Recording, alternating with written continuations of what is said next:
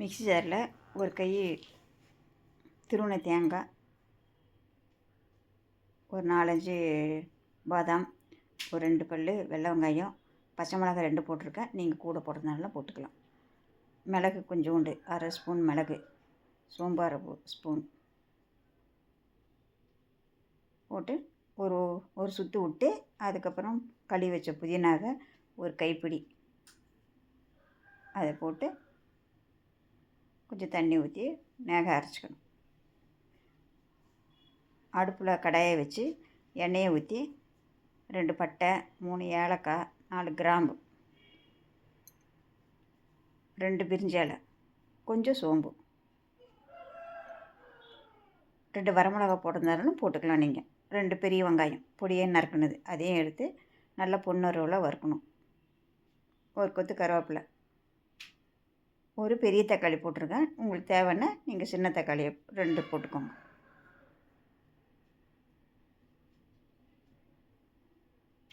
கொஞ்சம் உப்பு வணங்குறதுக்கு.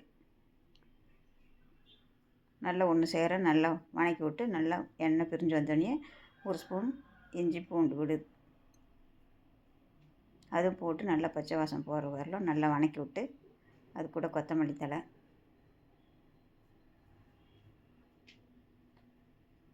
வணக்கிட்டு மஞ்சத்தூள், 1 ஸ்பூன் மல்லித்தூள்,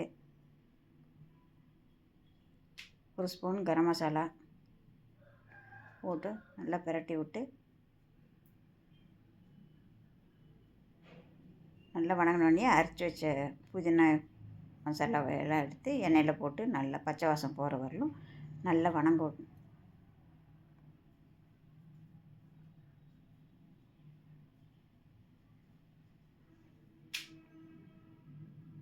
நல்லா வணங்கி எண்ணெய் பிரிஞ்சு வந்தோடனே 3/4 கிலோ சிக்கன் கழுவி வச்சுருக்கேன். அதையும் போட்டு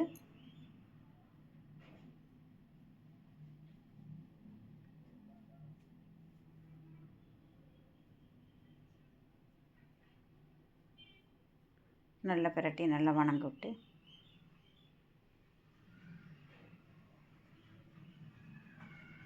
உப்பு தேவைக்கேற்ற உப்பு முன்னாடி கொஞ்சம் போட்டிருக்கேன், அதனால் பார்த்து உப்பு போட்டுக்கோங்க.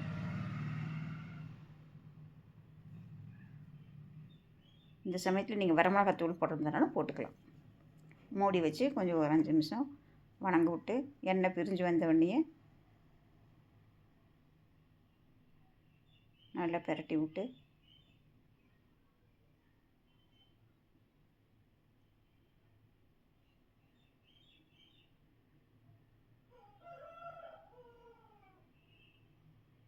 ஜாருக்குள்ள உள்ள தண்ணியை எடுத்து தேவைக்கேற்ப ஊற்றி விட்டா ஒரு டம்ளர் தண்ணி அப்படியே மூடி போட்டு ஒரு 5 நிமிஷம் கழித்து திருப்பி ஒரு தடவை கிண்டி விட்டு,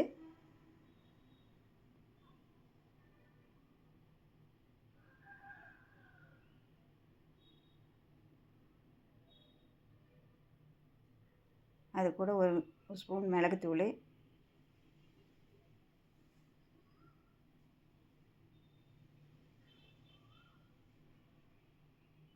கொஞ்சம் கொத்தமல்லி தழையை போட்டு